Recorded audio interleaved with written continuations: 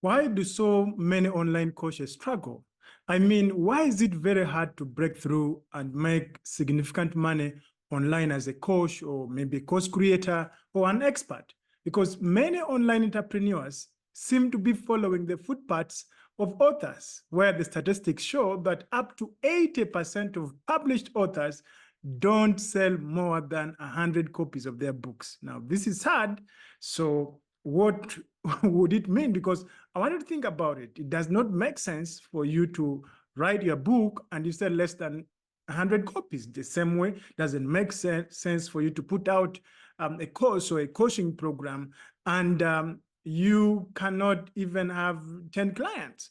I mean, all of us went into this because we wanted to be able to make impact and make an income. So my question to you in this video is, what would it mean if you make 10 times what you are making now?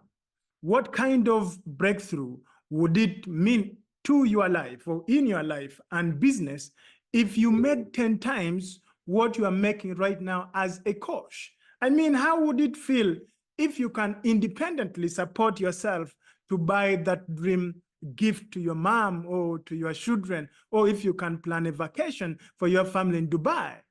Imagine today you can be able to 10x your income, and now you're getting invited to speak at large conferences, to share your life and business experiences. Think of that sense of fulfillment and the fact that now you are mentoring others. What would it mean to you as a kingdom entrepreneur? In this video, I want us to learn how to achieve this that I've just talked about. But what I want to start with, I want us to start with why we've not achieved it up until now. And now, how do we go forward, be able to achieve what all of us dream for? One of my clients one morning confided to me when he said, you know what? I have to admit, I have been looking for a quick fix. I want to make money so bad that I am willing to do anything. This was in his own words. So he was saying, I was just looking through your training and I'm trying to find that one strategy that would get me paid now. Because he told me, you know what, with kids at college and then taking care of my mom, who's elderly with dementia, you should be able to understand me. Now, that was what he said. Of course, I said, no, I'm not going to understand you. Though, yes, I pick what you're saying, but I am not going to understand you. Because, you know, what he was telling me reminds me of a story in the Bible of these two brothers, Jacob and Esau. Most of us know this story. That one day Jacob was cooking a local delicacy soup when his brother Esau came running from his hunting expedition, and Esau was very hungry. So the aroma of the soup Jacob was preparing was simply irresistible for Esau. So Esau said, you know what? I must just have some of that soup. Jacob saw the desperation in Esau's eyes because nothing else mattered at that moment to Esau. He needed to fulfill his hunger. He was hungry. And so Jacob dilly-dallied there, talking things Esau did not understand. And so Esau shouted, please, quick, give me some of that soup. Why? Because Esau was dying. So then Jacob, realizing an opportunity, Jacob asked, what will you give me in return? Now, Jacob went on with his demand and said, how about giving me your birthright in exchange for my soup? Now, let's remember that the birthright was a potential ownership of all of a father's wealth. That was the culture at that time. If you're the firstborn, I mean, you own all that your father owned. So this was an entitlement of every firstborn son. The firstborn, according to the culture at that time, would access his father's wealth only upon the death of his father. So as long as his father lived, the firstborn, like any other child, worked for the father. But potentially the firstborn owned everything. He was just waiting for time. He only had to grow up and mature before he could command the wealth that his dad owned. Now, Jacob was playing a very dangerous game. But Esau was so famished, he hardly knew and cared about what was going on. Even when his young brother was playing him around, he did not understand what was going on. So he says, look here, Esau said, can't you see I'm dying of hunger? What use is my birthright to me now? Can you imagine that? That is what Esau was saying. So Jacob, who was a master of negotiation, demanded that Esau gives his word to seal the deal. Now, this is so terrible. But Esau, without even thinking about the implication of his decision, hastily swore an oath. He swore an oath. So pushing his brother aside, he devoured the soup with some bread to go with. So what happened that day? He ate and drank his will. Then he got up, satisfied, and simply walked away.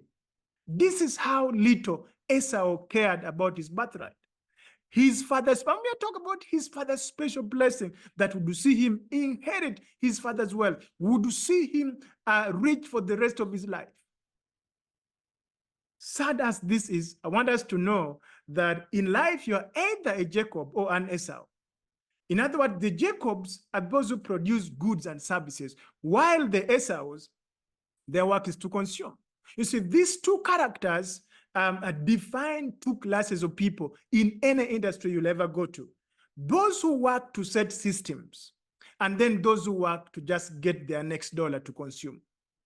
I have to repeat that again, that this story defines two classes of people in any industry you ever go to. The first class are those who work to set systems. And then the other class are those who work to simply get their next dollar so that they can consume. So if you work today to build a system or to build up a model, you are a Jacob, and the fact is that you'll always have money. But if you work for your next dollar, you'll always go broke because you are an Esau. You simply work to satisfy your next hunger. That is your model, and that is very dangerous. So I am going to share with you a system from the Bible that will 10x your income any day, anytime. If you dare to follow this model that I'm about to share with you, you will never, ever be poor again as a coach, as an expert, as a consultant, whatever it is, you will never. Now, let's remember that what I'm going to talk about is not just some opinion of some man. I'm not just getting it from some textbook. I'm getting it from the Bible. I am getting it from a book that has stood the test of time. And this book will be around 100, 200 years after me and you have lived in this world, and will still be doing the very thing it is doing for you and me if we dare to take it into action. So this is a story of the model of building up a system, a business system, of setting up a business model that will 10x your income, that will change your life forever. This is about a story of King Solomon. Because King Solomon in our time is estimated to be at least $3 trillion rich. Now, the richest man currently is, I think, between $200 and $300 billion. But so King Solomon is at least, in other words, our current richest man is a tenth richer as Solomon. A tenth is his income, his wealth is 1/10 of what Solomon was worth. So we better listen. We better understand. We better comprehend what this is saying. So where does this start from? Remember, I am talking about being a Jacob, setting up, beginning to work as establishing systems, beginning to work at establishing models that is responsible for 10xing your income. So we are going to jump into 1 Kings 3. I'm going to run into 1 Kings 3, and I just need to be able to find it. Okay, here it is. So 1 Kings 3 begin by saying Solomon made a marriage alliance with Pharaoh, king of Egypt. He took Pharaoh's daughter and brought her into the city of David until he had finished building his own house and the house of the Lord and the wall around Jerusalem. The people were sacrificing at the high places. However, because no house had yet been built for the name of the Lord, 3 says Solomon loved the Lord, walking in the statutes of David his father, Only he sacrificed and made offerings at the high places. And then the king went to Gibeon to sacrifice there, for that was the great high place that Solomon used to offer 1,000 burnt offering on that altar. So what do we see here? Right here, we're in 1 Kings 3. You better get your Bible and we study at this. Right here, we see Solomon's first secret.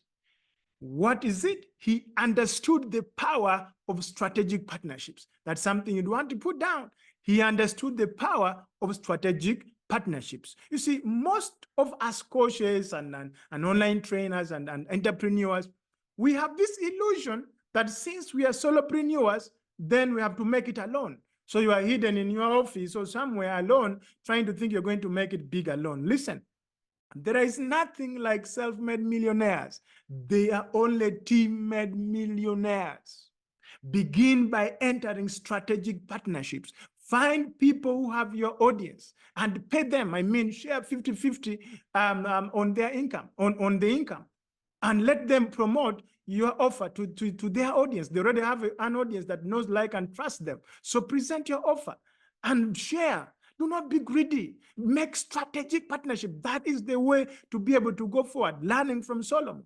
So I first want to establish this that I'm talking about is not even his business model yet, but this is just the foundation for you to understand. So the first one, strategic partnership.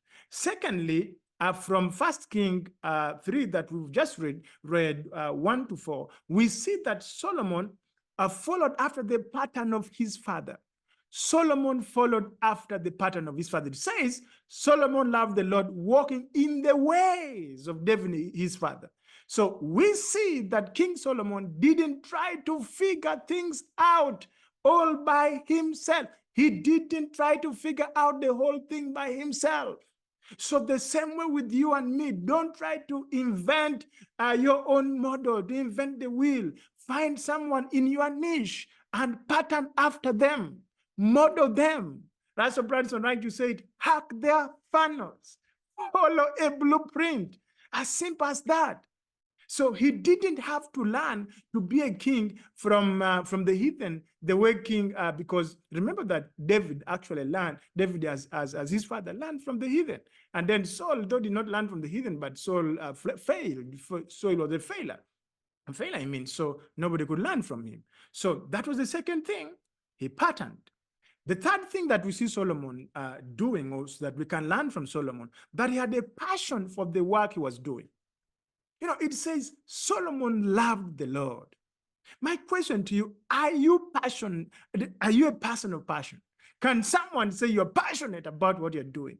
Because today the only place you see passion is in a football game. I mean, for most men, when you see them excited, shouting, and all energy flowing, it's when they're watching a football game. And for women, it's when they're quarreling. So those are the only places, either when people are quarreling or when they're watching a game. I mean, people have them, they put out all sorts of energies during these kind of activities, but find them at work, find them at their own work. No passion, no zeal. Unfortunately, most kingdom coaches can't even answer yes if you ask them, do you love the Lord? Do you love the Lord? See, but this is what Solomon is telling us, pour in some passion. The fourth thing that Solomon is teaching us, that Solomon was willing to pay the price. He offered 1,000 burnt offering upon the altar. You see, but when you talk about offering, is a picture of total sacrifice. We understand that. But most people think that sacrifice is giving away something. You see, I would rather hold on. So there's this thing that they would rather hold on, but then they are giving it. So that is sacrifice. No, true sacrifice is giving up something of low value for something of higher value. Sacrifice means I have something of low value that I must give it away so that I get something of higher value. That is true sacrifice. You let go right now so that you can hold on something more valuable later on. That is sacrifice. You are sacrificing the immediate on the altar of long term, sacrificing the temporal on the altar of eternal instead of the other way around. That is what sacrifice is.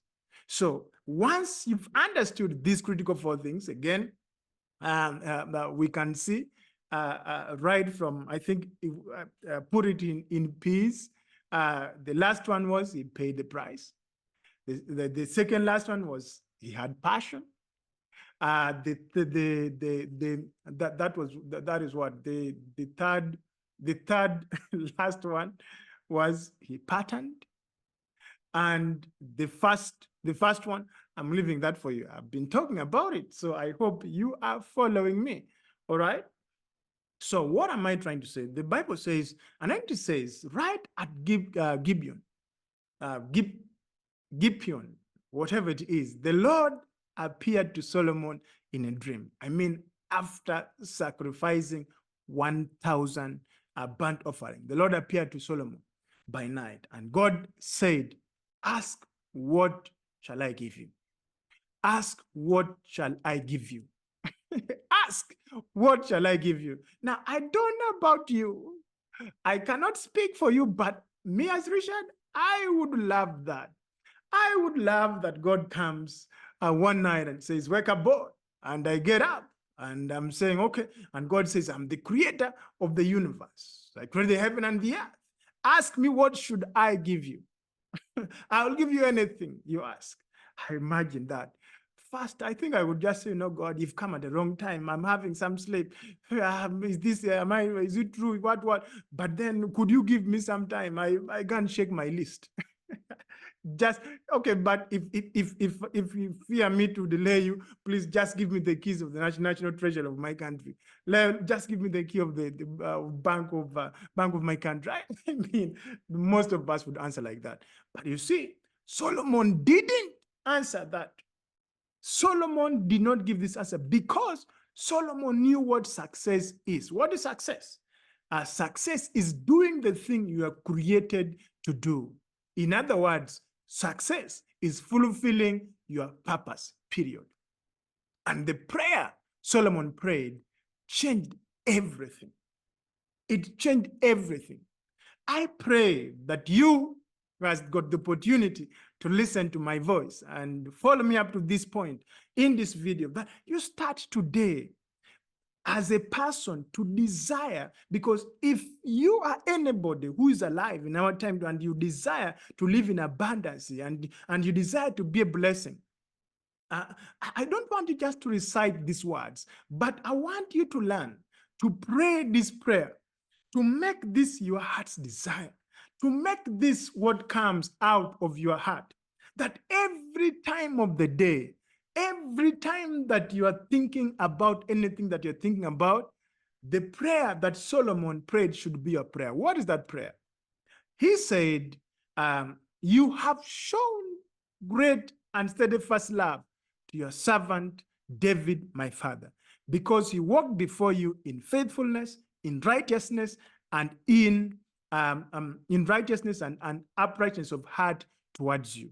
And you have kept for him this great and steadfast love, and you have him a son to sit on his throne this day. And now, O Lord, you have made your servant king in place of David, my father. Although I am but a little child, I do not know how to go out or come in. And your servant is in the middle of your people, whom you have chosen, a great people, too many to be numbered or counted for multitude.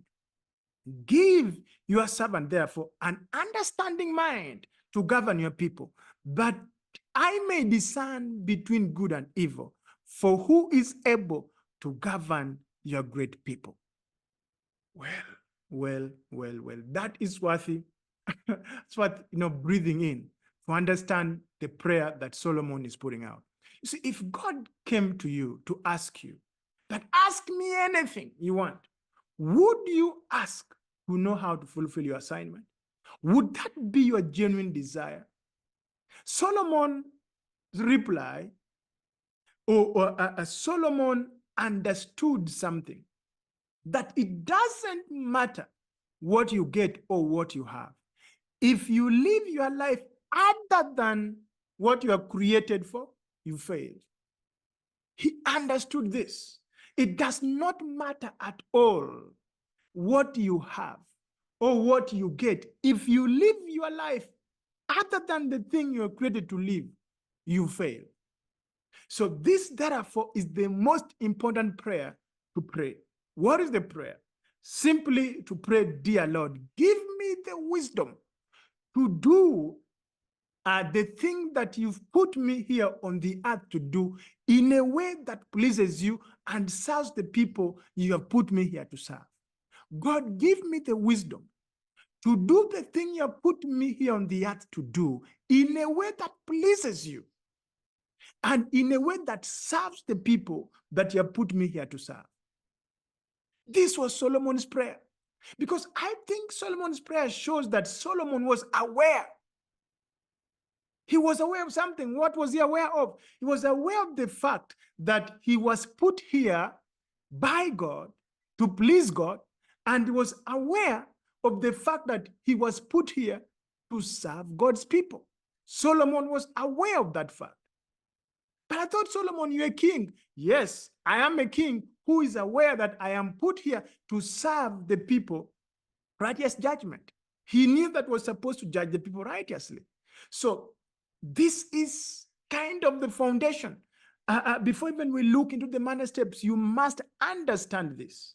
So surely every morning, if you and me could pray, dear Lord, give me the wisdom today to be that coach, to be that teacher, to be that trainer, that you have put me here in a way that pleases you and serves the people you put me here to serve.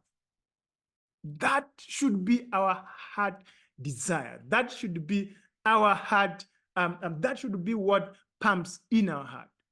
So what if, instead of being like Esau, who is just running after the next meal, who is just bothered about the hunger that's not even going, it was not going to kill him, just looking for that next money. What if your real heart desire and your real passion was pleasing God and serving people? What if you could put the hunger away? What if you could put the manna aside? And what if that your real desire, your real heart desire, your real heart passion was pleasing God and serving people? What would your life turn into? What will that business turn into? This is the strategy. This is the model that I'm trying to convince you, because this is a Bible-proven model. So this is what Jesus says. He says, without you, I can do nothing. Without you, I can, because once you pray like that, you're telling God, without you, I can do nothing. Because we are all an extension of God. And our work is to show people who do not know God how God moves and how God operates and the effect of God on the life of a human being who knows him. So this was Solomon's prayer. How I wish this could be your prayer, and this could be my prayer. Dear Lord, give me the wisdom to do the thing you put me on the earth to do in a way that pleases you and serves the people that you put me here to serve. This prayer is way better than money. Money is important, don't get me wrong. Money is important. And don't ever lie to say money is not important. But money is not the most important thing. You need to determine, because this teaches us and this shows us that right now, you need to determine what kind of person you're going to be, and this starts by you discovering your purpose. Once you discover your purpose, you discover what kind of person you are going to be. So after discovering your purpose, because I don't want to talk about purpose in this same lesson, I want to jump into us understanding this model that Solomon is teaching us. So after discovering what your purpose is, you then must discipline yourself in the process and the system. We are now going to see the process that Solomon disciplined himself in that made him rich. I pray and I hope that you will discipline yourself. I will discipline myself. And at the end of the day, you are going to not just be rich, very rich. So what was Solomon's process that made him rich? Number one, we're in 1 Kings 4. We're going to start from verse 29, verse 32. But here is the secret. I want you to write this down. Go manufacture some fame. Go create some fame. How do you do that? Find some people, some big mouths, serve them well. Because 1 Kings 4:29, we would want to read So please join me and let's read that. First Kings 4:29-32 says, and God gave Solomon wisdom and understanding beyond measure and breadth of mind, like the sand on the seashore, so that Solomon's wisdom surpassed the wisdom of all the people of the East and all the wisdom of Egypt. For he was wiser than all other men, wiser than Ethan, the Ezrahite, and Haman, Kalkol, and Dada, the sons of Mahol, and his fame was in all the surrounding nation. His what? His what? Have you seen? His fame was all was in all the surrounding nations. His fame. Now, how did his fame get to all the nations around him?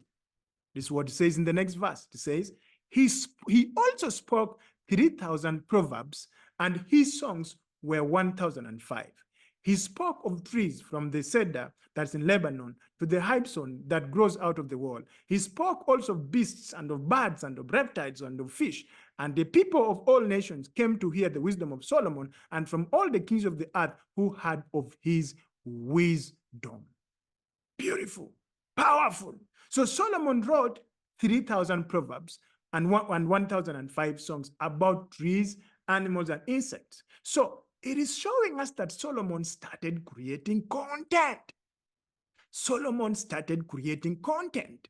That, you see, that could be because it is your content that takes you to places that you've not been. It was Solomon's content that could take him to places that Solomon could not go. Remember that this was before Facebook. This was before Instagram, was before YouTube, was before Twitter, was before anything. Solomon started putting out his ideas on paper and then putting it out there on the marketplace. Solomon put his ideas down on paper. He put it on paper and put it on the marketplace to impact the people. And guess what? In our modern time, we can say his content went viral. His content went viral. Maybe as people were on these long horses and they were riding, they were there reading Solomon's wisdom, and they could take these papers and maybe give it to us. So, man, I read a great thing here. You need to check out. I don't know how he was doing it, but his content went viral. Let's think about it. How much harder was it for Solomon's content to go viral than for me and you today? What is the excuse that we are going to give for why we cannot put content to go in the whole world? Why Solomon didn't have internet? They didn't have radios and newspapers and TVs and all this kind of thing. But the Bible says, your Bible and my Bible says, verse 34 says, and all the people of all the nations came to hear the wisdom of Solomon, and from all the kings of the earth who had of his wisdom. Who had heard of his wisdom? Who had heard of his wisdom? So how would they have heard of his wisdom if he did not put his wisdom on paper and send it to the marketplace? So Solomon created content. That's why they say content is king. Content is what's going to make you the king. So Solomon created content. So let me challenge you. As I challenge myself today, go look out at your Instagram page and see, do you have 105 posts on your Instagram? Do you have a hand? Don't shake on mine. First shake on yours, and then come and shake on mine also. So go look at that. Let's go and let's be honest. We want success. We want wealth. We want to 10x but we are approaching it from the Esau way, and doesn't work. Most of us today are not even diligent enough to do when it is much easier than the time of Solomon. We all have these platforms that can amplify, that can multiply our presence and put us out there. But boy, are we using them? I pray that we take our purpose seriously and we begin to take advantage of these platforms. So please, it does not matter, because the people, most of us reason this way. Most of us think this way. So, you know what? There's a lot of wickedness on social media. Social media is bad. I don't like it. Okay, you don't like it. It is you does not like it. But you think the people you have called to serve don't like it? So, in other words, you've called to serve yourself. If you've not called to serve yourself and the people whom you have called to serve are on social media, then go serve them. You're not serving yourself, you're supposed to serve them. So I challenge you, go look at your YouTube and see if you have 1,005 videos. Go check out your Facebook posts and see if you've made 3,000 posts currently.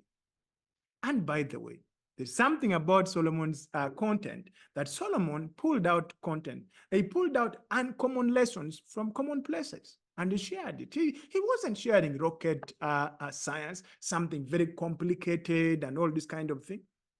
No, that's not what Solomon was sharing. And surely all of us can do this. We can be able to learn from life, from everyday things, and be able to bring out lessons that can be able to change people's lives. So once the content is set now, you are putting out content, you are sharing out content, you are building your fame. This is known as build your own audience, BOA, building your own audience, building your own personal brand. It's very important.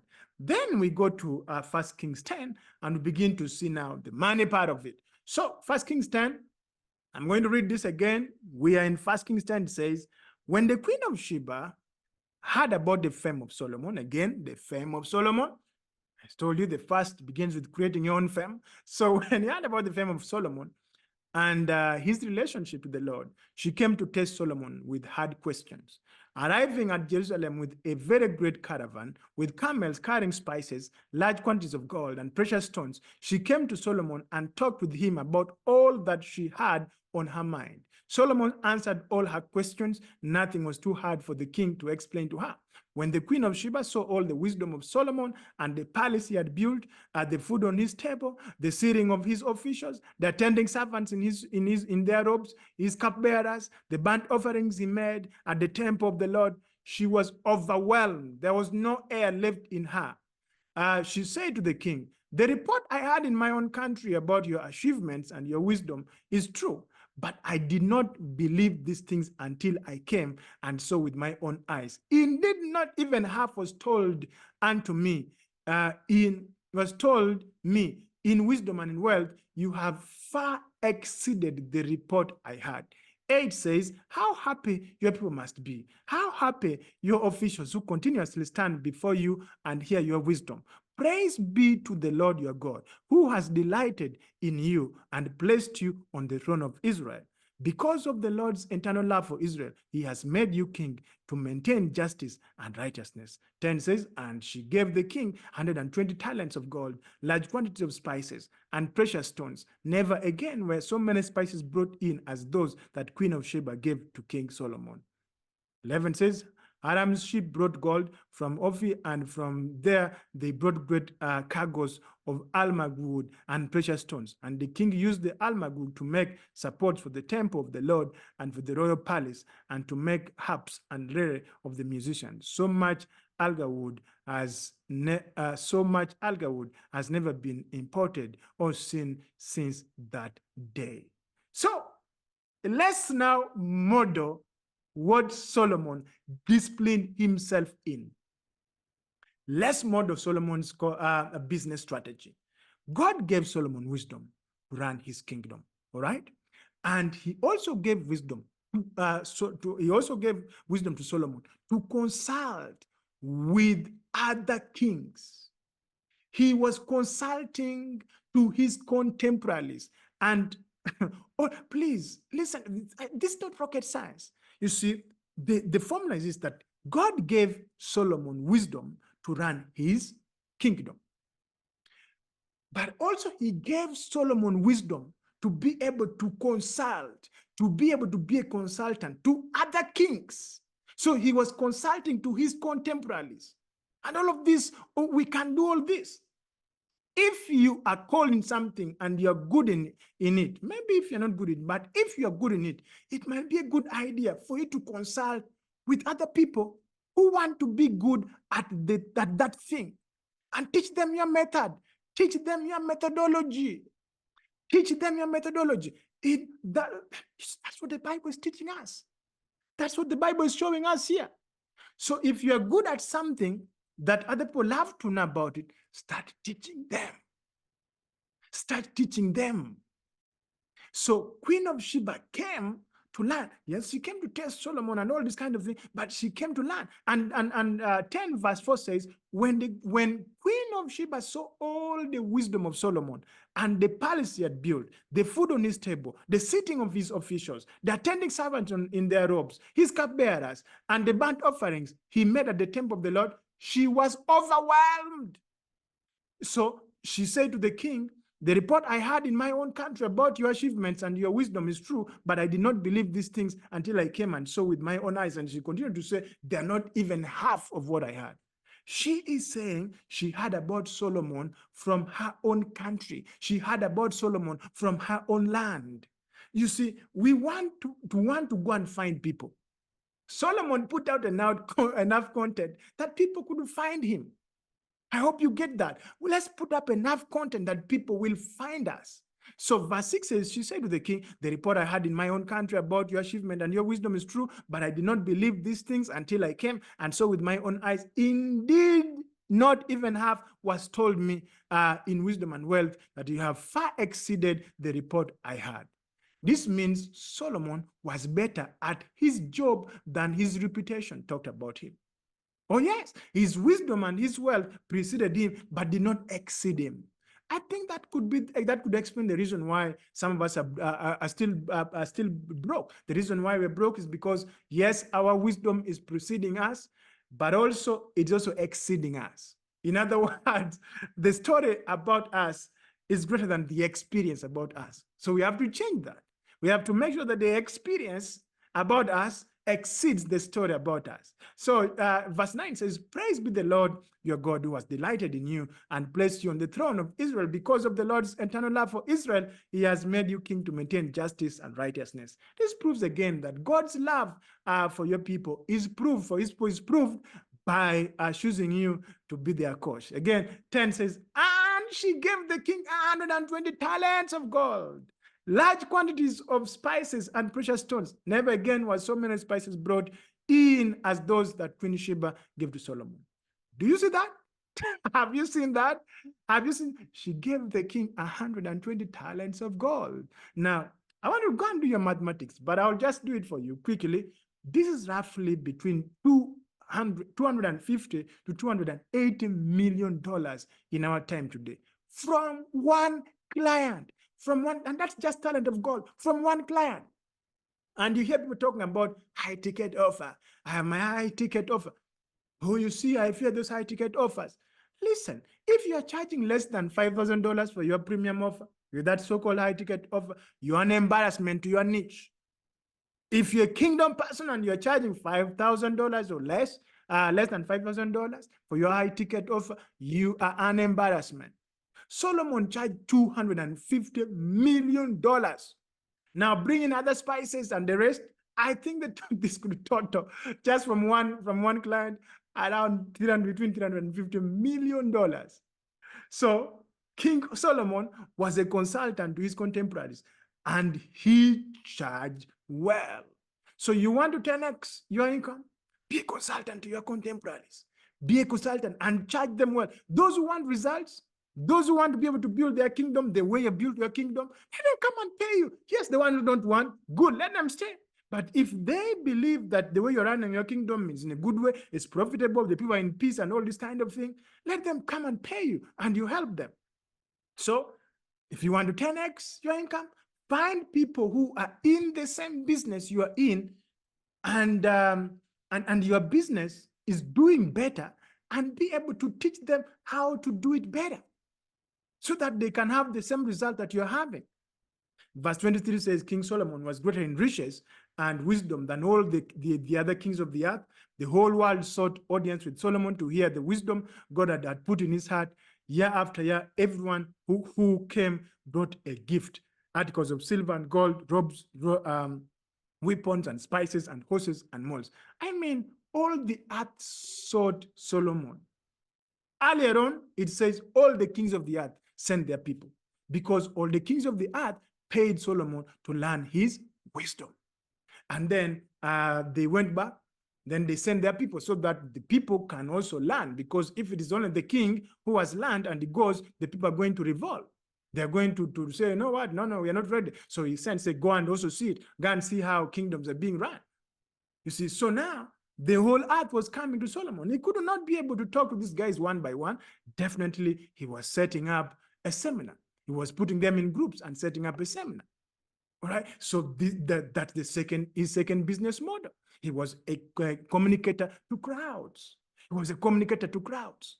That was his second business model. And he continued to say that all the people coming in, they were paying year in, year out.